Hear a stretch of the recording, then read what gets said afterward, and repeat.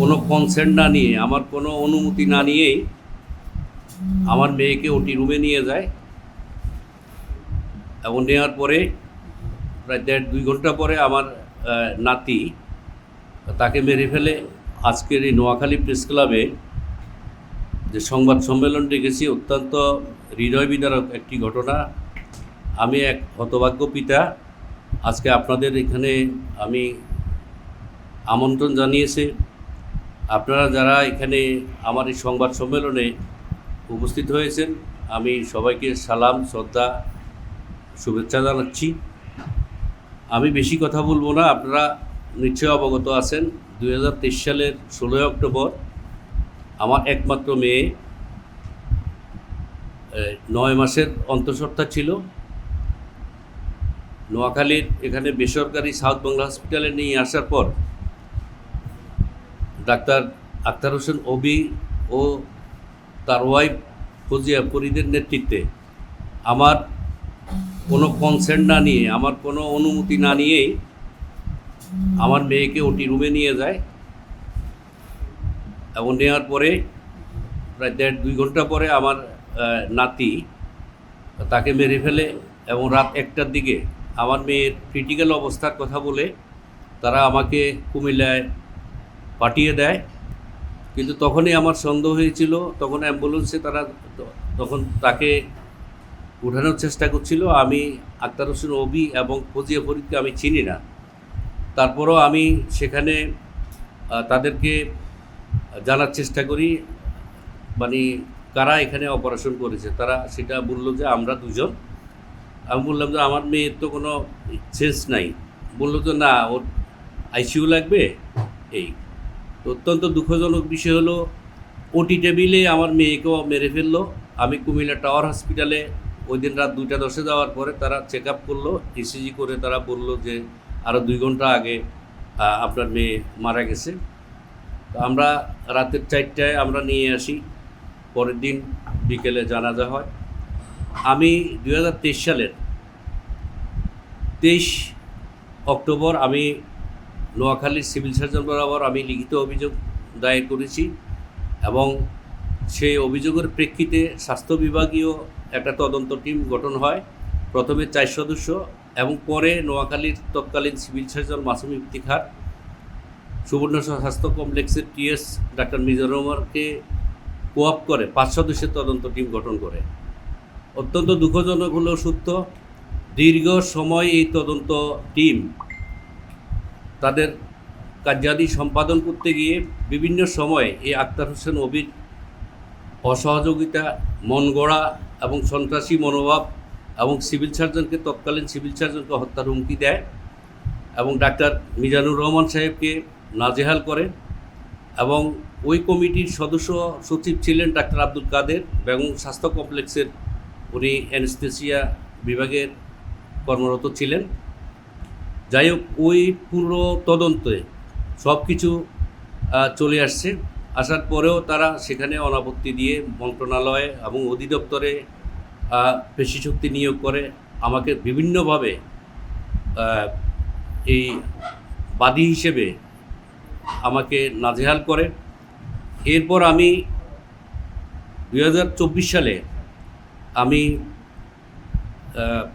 আমাদের নোয়াখালীর ম্যাজিস্ট্রেট কোর্টে আমি একটা মামলা দায়ের করি ফৌজদারি অপরাধে এবং সেটি বর্তমানে নোয়াখালীর দায়রা জজ আদালতে শেষ পর্যায়ে আছে মামলাটি। সেই মামলাটির সাক্ষীর পর্যায়ে আছে এখন। আরেকটা মামলা আমি হাইকোর্টে, আরেকটা রিট আমি হাইকোর্টে করি এবং বিএমডিসিতে সর্বশেষ যখন আমি ধারে ধারে ঘুরি স্বাস্থ্য মন্ত্রণালয়, স্বাস্থ্য অধিদপ্তর, আমি এক পর্যায়ে হতাশায় নিমজ্জিত হয়ে পড়ি। দ্যাট মিনস এখানে যে স্বাস্থ্য মন্ত্রণালয় এবং স্বাস্থ্য অধিদপ্তর যে এই ধরনের হতভাগা যে সমস্ত পিতা বা মাতা আছেন, এই ধরনের চিকিৎসকদের অবহেলা এবং কি ভুল চিকিৎসায় যে অনেক প্রসূতি মায়ের মৃত্যু হচ্ছে, শিশুর মৃত্যু হচ্ছে, কিন্তু সঠিকভাবে অনেকে আবেদন করে না বা এই ধরনের যথাযথ স্থানে তাদের অভিযোগ দায়ের না করায় তারা হয়তো কোনো ফলপ্রসূ কোনো বাংলাদেশের যে চিত্রটা সেটা তারা কোনো সহযোগিতা পায় না। আমি এই ক্ষেত্রে স্বাস্থ্য অধিদপ্তর, চট্টগ্রাম বিভাগীয় এবং কি ঢাকা মন্ত্রণালয়, এক পর্যায়ে আমি একদম নিঃস্ব হয়ে গেছি। আমি একজন বাদী হয়েও আমার প্রায় 20 লক্ষ টাকার উপরে গেছে। শেষ পর্যন্ত আমি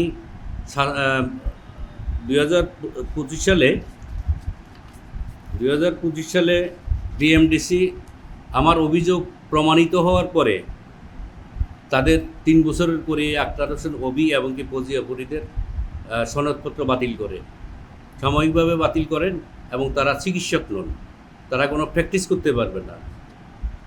অত্যন্ত দুঃখজনক বিষয় হলো এই আক্তার হোসেন ওবি প্রশাসনকে, স্বাস্থ্য অধিদপ্তর, স্বাস্থ্য মন্ত্রণালয়কে ম্যানেজ করে তারা সে সহকারী অধ্যাপক পদে পদোন্নতি লাভ করে। আমার বক্তব্য হলো একজন অভিযুক্ত চিকিৎসক যার বিরুদ্ধে ফৌজদারি আইনে মামলা আছে, সে কিভাবে স্বাস্থ্য মন্ত্রণালয় বা স্বাস্থ্য অধিদপ্তরের সহায়তায় সহকারী অধ্যাপক পদে পদোন্নতি পায়। আমি একজন বাদী হিসেবে, একজন হতভাগ্য পিতা হিসেবে আমি তাদের দৃষ্টান্তমূলক শাস্তি চাই। পাশাপাশি আমি একটু এখানে আপনাদের ধৈর্যের বিচ্যুতি ঘটাবো, একটু আমি বলি, এখানে আমি তথ্য নির্ভর আমি একটা আপনাদেরকে সেখানে উপস্থাপন করেছি, সেটা একটু আমি পড়লে আপনারা হয়তো আরেকটু ভালোভাবে আপনার বুঝবেন। তাদের যে সরকারিভাবে যে তারা ডক্টর, যেমন তারা একজন হলো সোনামণি উপজেলা স্বাস্থ্য কমপ্লেক্সে ডাক্তার রবি কর্মরত, আর তার স্ত্রী হলো ফজিয়া ফরিদ, তিনি এখানে এই মের্সে এখানে কর্মরত আছেন।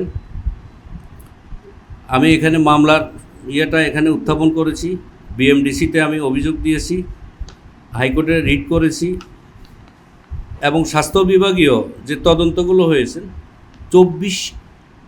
2024 সালের আমি 21/1/2024 সালে আমি মাননীয় মন্ত্রী মহোদয় বরাবর তৎকালীন আমি নিরুপায় হয়ে আমি অভিযোগ দায়ের করি। সেই অভিযোগটা উচ্চ ক্ষমতা সম্পন্ন একটা তদন্ত টিম গঠন করা হয়। কুমিল্লা মেডিকেল কলেজ হাসপাতালের গাইনি বিভাগের প্রধান এবং অ্যানেস্থেসিয়া বিভাগের প্রধান এবং কুমিল্লার সহকারী সিভিল সার্জনকে 3 সদস্য বিশিষ্ট কমিটি গঠন করা হয় এবং তারা যথাযথভাবে সেই তদন্ত কাজ সম্পূর্ণ করে।